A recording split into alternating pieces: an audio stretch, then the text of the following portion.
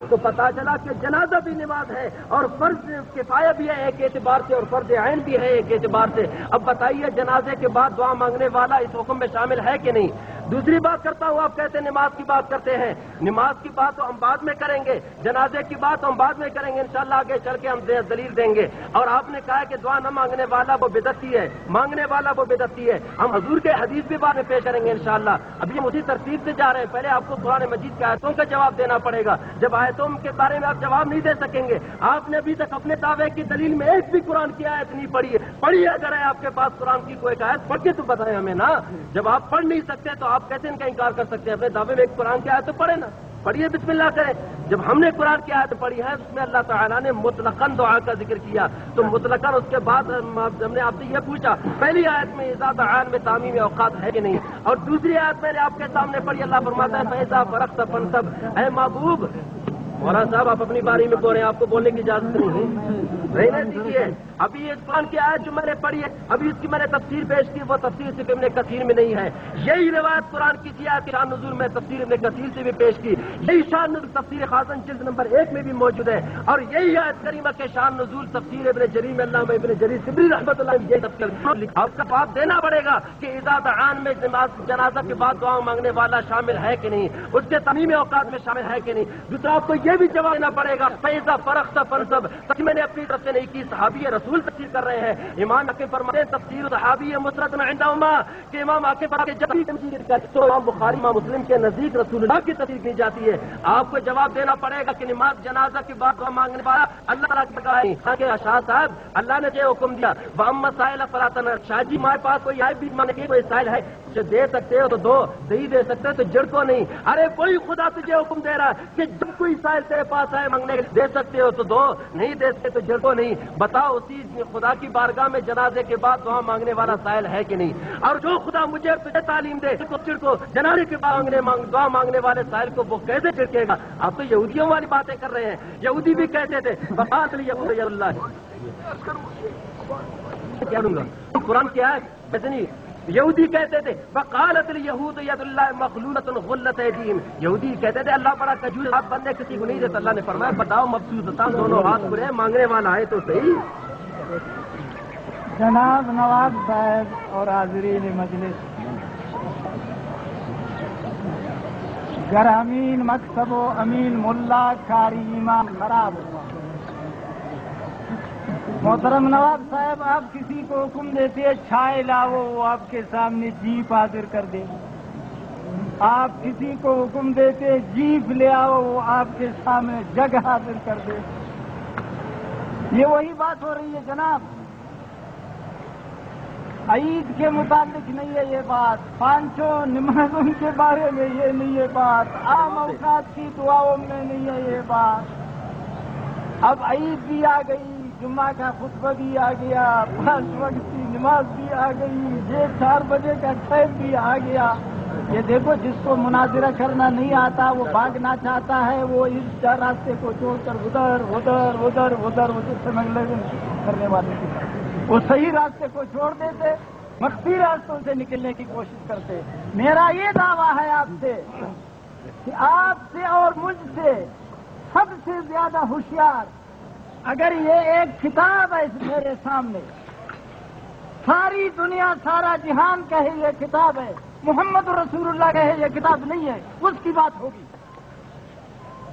آپ 150 جنازہ جو نبی علیہ السلام نے پڑھایا ہے آپ ثابت کرو کسی ایک میں کہ آپ کو دعا ہو گئی یا نہ، اس کی سنت ثابت کرو، چالاکی چھوڑ دو۔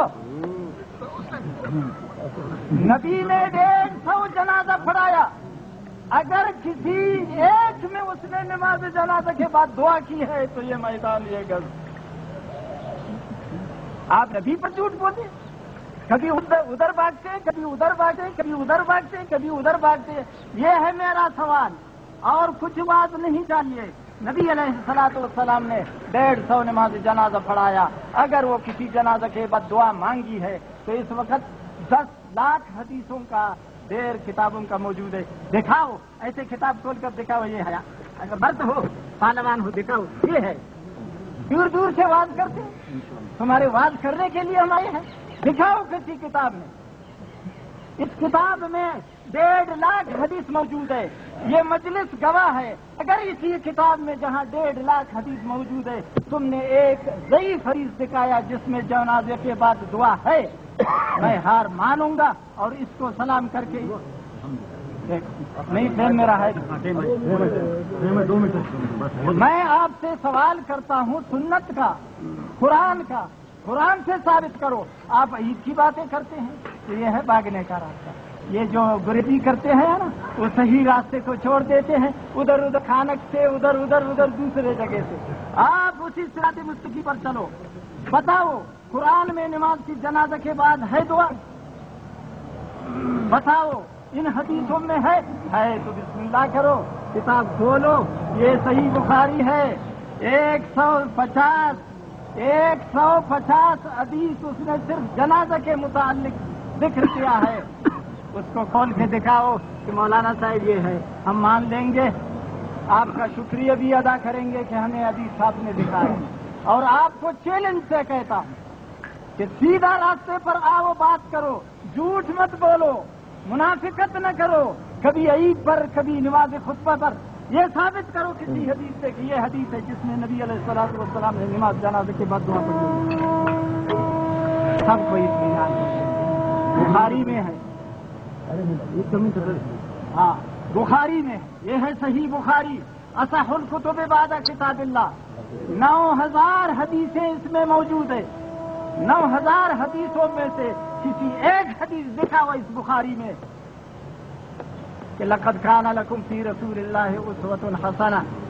ہاں پیغمبر کی محبت کا دعویٰ کرنے والا، اس کی سنت کے خلاف ٹیڑھا چلنے والا کسی ایک حدیث میں 10 لاکھ حدیثیں ہیں اس وقت جہان میں یا دنیا میں، تو 10 لاکھ حدیثوں میں سے ایک حدیث پیش کرو، ایک پیش کرو.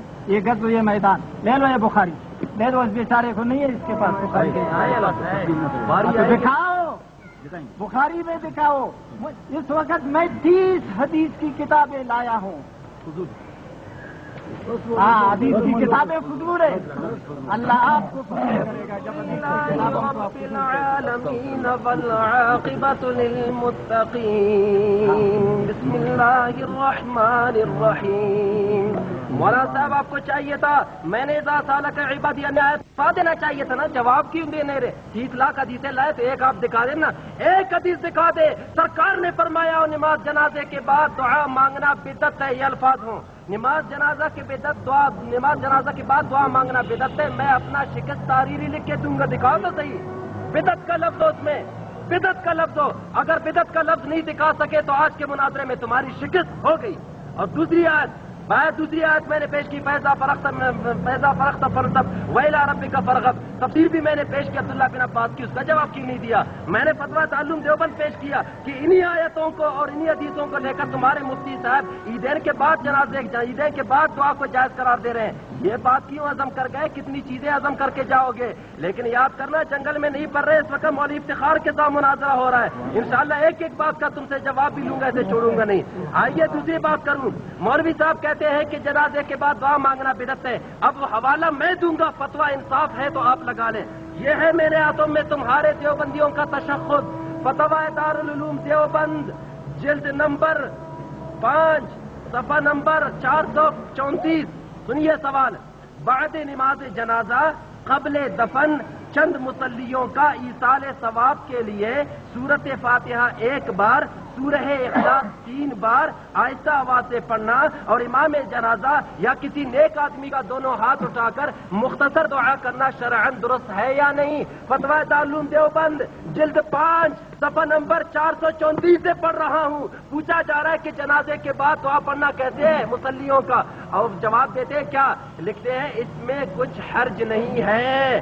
سنیے، اس میں کچھ حرج نہیں ہے. لے جائیے مولانا صاحب کو دے دیں ان کا فتویٰ دارالعلوم دیوبند اور کہے تم نے کہا ہے کہ جنازے کے بعد دعا مانگنے والا بدعتی ہے. فتویٰ لگائیں کہ تمہارے فتویٰ دارالعلوم دیوبند والے یہ مفتی صاحب بدعتی تھے یا نہیں. فتویٰ لگائیں. کہتے ہیں ابھی میں پڑھوں گا حدیث. ارے حدیث تو میں نے پڑھا نہیں.